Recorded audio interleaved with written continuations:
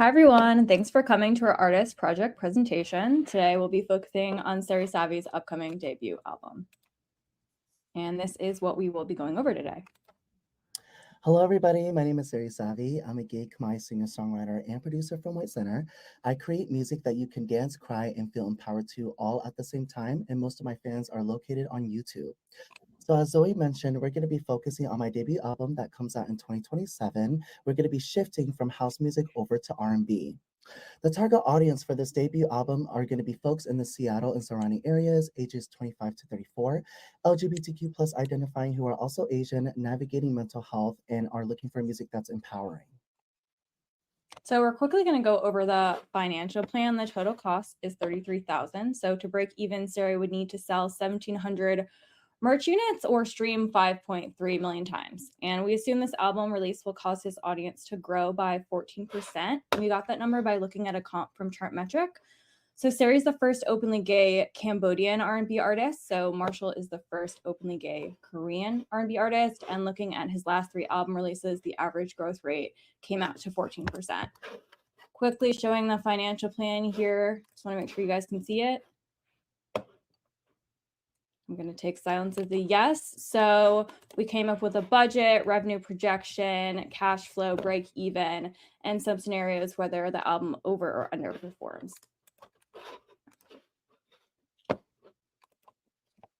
And for the brand identity, because Sarey is in a bit of a genre pivot, we use Chartmetric to unify under moods and activities instead of purely just genre.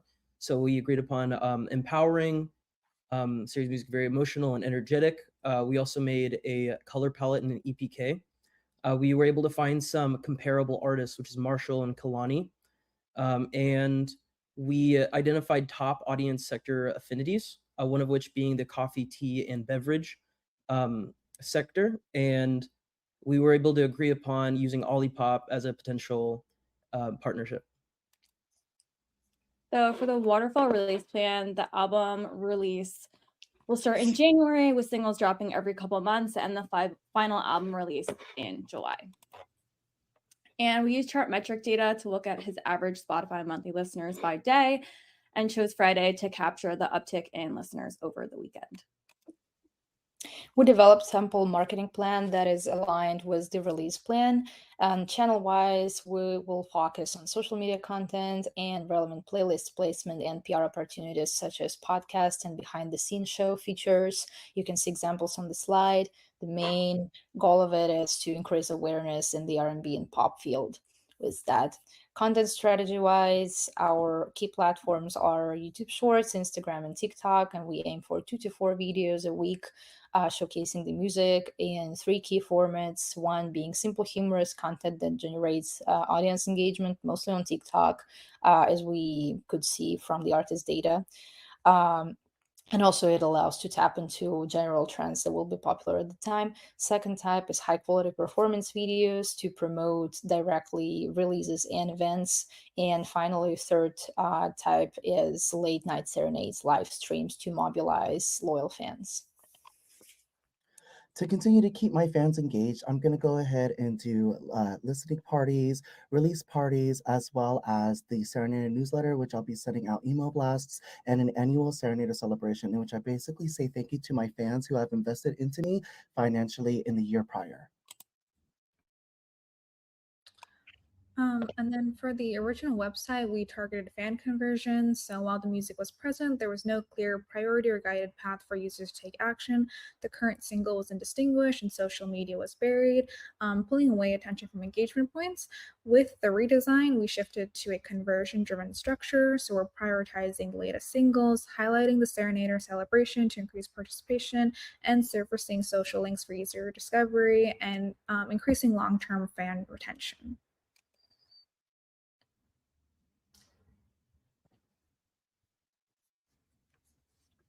So this is just an example of the rebrand for the website. Thank you so much for your time. Slides.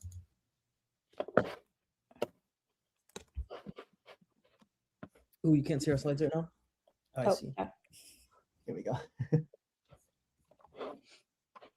All right. I think we lost the slides for a bit, but we are all good now. Cool. Okay. I think you guys got to the end though, so we're good. Everything's great. Fantastic. Okay, so I'm gonna get our judges back up here. Great. So let's start with Lisa. Let's get some questions. Hi, everyone. Really good to meet you guys. Yeah, I'm really impressed by this. I'm just wondering, obviously you said there's going to be a genre shift happening from like more electronic house music to R&B. How is that shift being communicated to like the existing fan base that obviously came on board for like the electronic music, basically? Is there like some sort of rebranding that's being done, or how are they being prepared for this shift?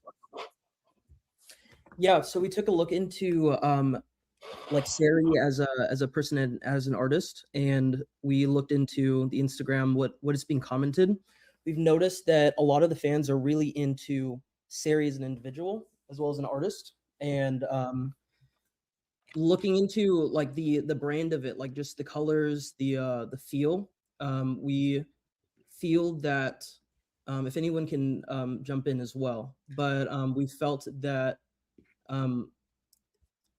like using this, like the empowerment, the emotional mood, as well as like the energy with the shift as it is, it's not that far off. So yeah. Sorry. Sarey Yeah, has you really loyal core fan base at this point who really drawn to his personality, and we can see it in comparison between the number of followers versus monthly listeners. So that's kind of room for growth, but also it's really good asset.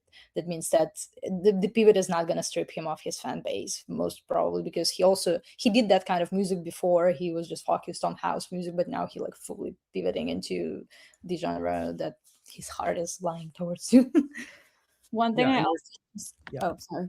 One thing I just quickly wanted to add is that we were looking at playlist pitching in terms of pitching on R&B playlists using websites like Grover, and we also noticed for Spotify that he actually had a larger follower count than listener count. So we assumed that pushing playlists would help with that transition.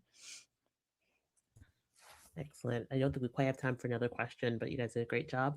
Thank you so much, Team 15. And we are going to move on to Team 11. And I'll move our judges backstage.